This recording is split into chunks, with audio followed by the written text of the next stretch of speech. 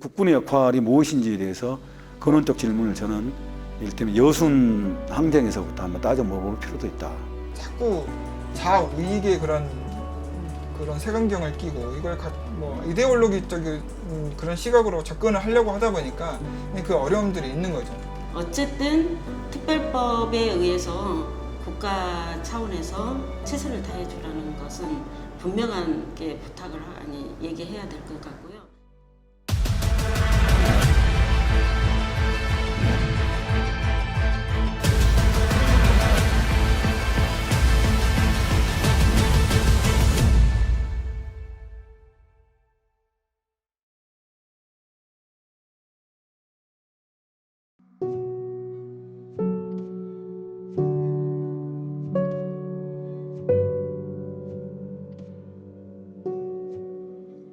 불예가 3도에 걸쳐 있지 않습니까?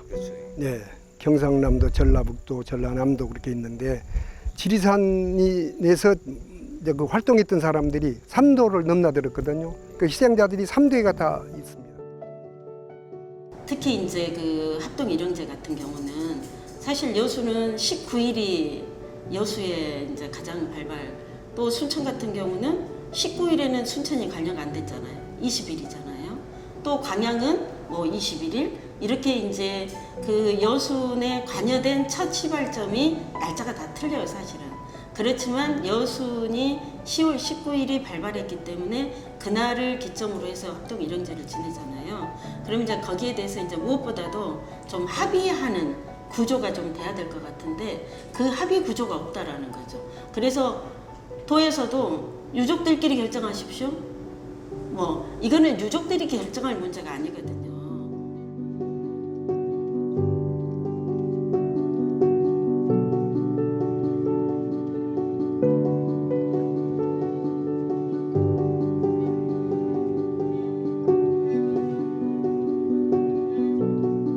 내가 뭐 불에 사는 사람이어서가 아니라 아까 말씀드린 것처럼 55년 4월 1일까지 48년 10월 19일부터 그 7, 8년 동안 그 모진 세월을 살아왔었고 여수나 순천에는 49년에 거의 다 뭐 평정이 됐으니까 실제로 가장 피해가 많았던 구례 같은 데는 여수 순천 사건 그래 버리니까 어떤 지역적인 명칭을 버리고 5.18 뭐 그러듯이 우리도 여순이라는 지역을 벗어나서 11.9 황쟁이라는 말을 저는 쓰고 싶습니다.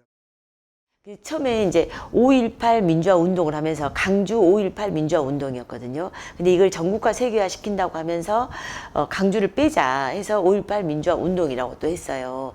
근데 이번에 캘리포니아주에서 5.18 민주화 운동 기념일을 이렇게 제정을 했잖아요. 그 시의회에서. 이제 그러다 보니 이 강주를 또 넣어야 되지 않느냐라는 이야기가 있더라고요. 이제 이런 정명에 대한 논란은 언제 어디서든지 늘 있는 부분들이고요. 그 정체성을 어떻게 잡느냐에 따라서 이름은 지어지는 것 같아요. 예. 저는 여순도 마찬가지거든요. 여순도 그런 측면에서 이제 여순의 전국화, 여순의 세계화 이렇게 이제 구호처럼 이야기는 할 수 있으나 그 내용과 의미를 보다 더 적극적으로 천착에 들어갈 필요가 있겠다. 그래서 그것을 먼저 이를테면 정명이라고 그러나요? 여순 사건, 여순 1019 이 사건의 성격과 이 역사적 사건으로서의 어떤 그 성격 규정, 개념 규정, 이름을 먼저 짓는 것, 이름을 정확하게 만들어가는 것, 이것도 굉장히 중요하다고 봅니다.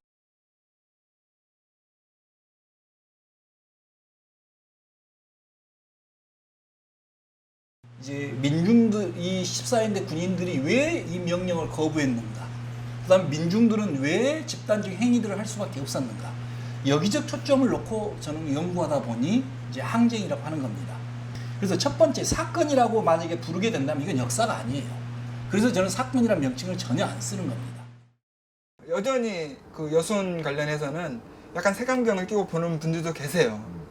이건 반란군들이 반란한 거다 이렇게 이제 생각하시는 분들이 계시는데 거기에는 이제 난중에 14연대 군인들이 이제 주축이 됐지만 그 마을 주민들 그리고 지역 주민들이 합세를 하면서 항쟁의 성격으로 이제 발전을 해요. 그런 측면들이 좀 들여다볼 필요가 있는데 그런 것들이 이제 많이 이제 평가가 조금 잘 안 돼 있는 측면이 있죠. 그러면 이 항쟁은 뭐가 내포되어 있냐면 국가나 정부가 잘못한 것이 어떤 부당한 행위, 억압적 행위를 했다는 것이 들어있는 거예요. 그래서 우리나라의 어떤 특별법이든지 국가가 붙이는 명칭에 항쟁이 들어간 것이 없어요. 그 대표적인 사례가 5.18이에요. 이제 결국은 이게 정치적인 거잖아요. 이념적인 부분들이고 이게 김영삼 정부 때 5.18을 민주화 운동으로 이렇게 명명하면서 서로 합의가 되면서 국가 기념일로 인정이 되었거든요. 이제 그런 부분들인 것 같아요. 그래서 제주도 4.3 사건이라고 하는 게 아직 4.3에 대한 연구나 이런 그 정치적인 것들에 대한 논란이 있다 보니까 제주 4.3이라고 이야기를 하고 뒤에 사건이라는 것도 안 붙이고 그냥 제주 4.3이라고도 이야기를 하더라고요. 여순도 항쟁을 안 하고 여순 사건 일단 지금 이제 그 법을 만들어가는 어떤 과정들 속에서 정명운동은 반드시 좀 필요하다는 생각이 들어요. 앞으로 이 정명 부분에 대해서는 우리가 역사적으로 풀어야 될 과제입니다. 그러나 하나 선결 과제가 있습니다. 여순 사건에 대해서는 좀 더 많은 연구가 사실 필요합니다. 지금 진상규명을 통해서 과연 이 사건이 그동안 주장해왔던 것처럼 반란이냐 아니면은 무고한 시민들이 희생되는 것에 대해서 저항해서 일어난 항쟁이냐 이런 부분들에 대해서 좀 더 깊은 연구와 진상이 규명돼야 되는 거죠. 그렇게 되면은 정명 부분은 아쉽지만은 당장 해결은 못하더라도 시간이 흐르면 저는 바로 잡아질 거라고 생각하고 또 정치인으로서는 계속 노력해야 될 과제입니다. 이 기록이 없으면 역사도 없어져 버린다고 보면 돼요. 그 당시 생존자가 있으면 더 좋겠지만 생존자가 없다면 그 할아버지나 할머니의 이야기를 들었던 그 세대의 그 이야기들이라도 묶어서 또 그리고 그때 당시 경찰서 기록이라든지 아니면 뭐 군사재판 기록이라든지 아니면 뭐 그때 당시 여수 순천에 있는 뭐 면석이라도 그런 어떤 기록물이라도 있는가를 찾아보는 것이 중요할 것 같고요. 또 그러려면 국가에서 사실은 그 기록물에 대한 제공도 해줘야 되고 좀 도움이 필요하거든요. 국가에서 국가 폭력에 대한 기록물들은 적극적으로 지원을 해야 된다고 생각을 합니다. 국가폭력 사건에 대해서 사람들이 이제 관심을 조금 많이 가져줬으면 좋겠는데 여전히 사람들의 관심이 그렇게 많이 부족하고 그리고 그 현대사 근현대사 연구하는 게 사실 쉽지는 않아요. 자료도 굉장히 소략하고 그걸 이제 뭐 여전히 뭐 어려운 측면들이 있죠. 그리고 이제 그 한국전쟁기 같은 경우는 또 미군의 그런 것들이 또 끼어 있어가지고 굉장히 좀 복잡한 측면들이 있는 것 같아요. 예.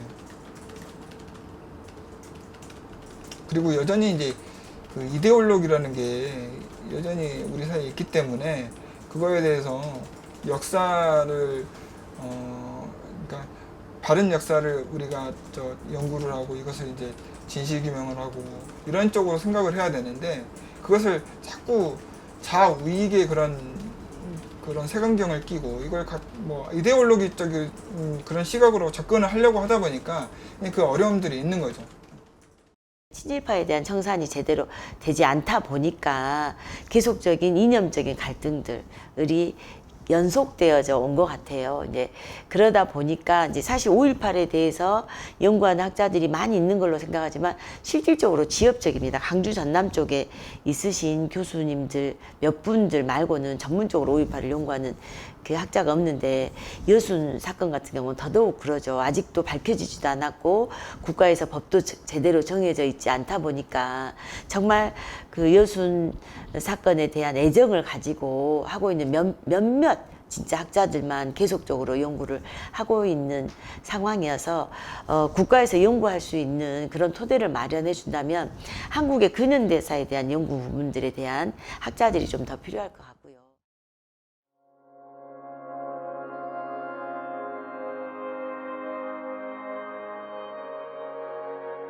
이게 지금 내년 1월 21일로 지금 마감이 돼 있잖아요.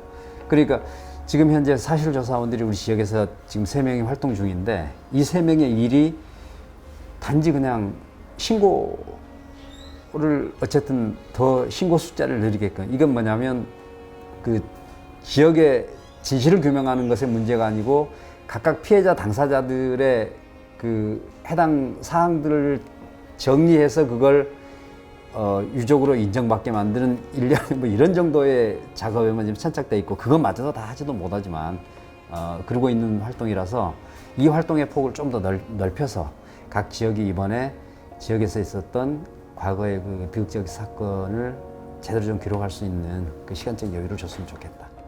지금 현재 가지고 있는 특별법을 가능한 조속히 또 예 합의를 거쳐서 개정될 수 있도록 힘써주기를 바라는 것이 가장 크다고 할 수 있습니다.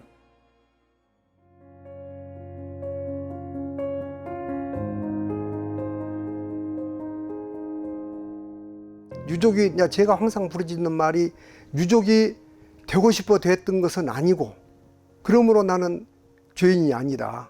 유족 중에서 희생자가 아니고 그 아들인 유족 중에서 정말 유족들이 그때 당시에 이제 잘 아시는 것처럼 완벽하게 차단됐었잖아요. 뭐 취업도 못하고 뭐 군대 가서도 뭐 장교로도 근무도 못하고 이제 그런 뭐 아주 조건을 다 갖추어도 또 제대로 공부도 못했고 그래서 그렇게 살아왔던 자식들이 아주 이제 참 농촌에 살고 있지만은 굉장히 빈곤하게 산다든지 그런 사람에게는 의료보험을 혜택을 준다든지 그런 것 정도는 또 혹은 또 가능하다면은 뭐 많은 돈은 아닐지라도 생활비 지원을 조금 해준다든지 그런 것은 시급하게 그분들이 돌아가시기 전에 할 수 있는 일이다. 국가에서 충분히 할 수 있는 일이거든요. 특히 유족회가 중요합니다. 제주 4.3은 거의 유족회 연대의 힘으로 많은 것들을 이뤄냈거든요. 근데 이제 이 여순 유족회는 지역이 단일권이 아니다 보니까 자기 지역마다의 특성이 있을 것이고 그렇지만 유족연합회가 제대로 서서 유족의 목소리들을 당당하게 그리고 정말 필요한 목소리들을 내주면 좋겠다라는 거. 지역에서 지금 여수 순천만이 아니라 광양, 구례, 곡성, 보성 할 것 없이 여러 지역이 걸쳐서 있는 일이라서 한 의원이 아니라 여러 지역의 시군 지자체장들과 또 여러 국회의원들이 한 마음이 될 수 있는 그런 협의체를 구성하는 것도 굉장히 시급한 일이라고 생각합니다.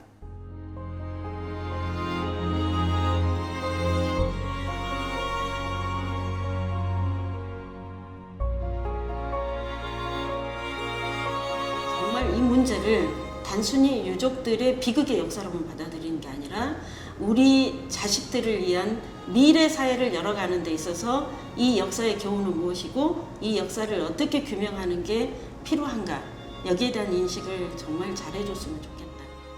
지난 역사에서 우리가 얼마만큼 그 적대적으로 이데올로기적으로 상대의 주장과 의견을 묵살하고 배제해 왔는지에 대해서도 저는 따져 물어야 한다고 보는 거고 바로 이제 그런 이데올로기적인 연원을 좀 따져 물을 필요도 있고 그걸 분석해서 우리 사회 이 대한민국 공동체에 살아갈 국민들이 어떤 그 문화적 양식을 갖춰야 될지 문화적 품격을 갖춰야 될지 지성적 품격을 갖춰야 될지에 대해서 그 성찰해보는 기회 성찰해보는 사건으로서 여순 저는 이 부분도 적극적으로 규명하고 적극적으로 따져 물을 필요가 있다는 생각이 돼요. 여순왕정 대한민국 역사이다.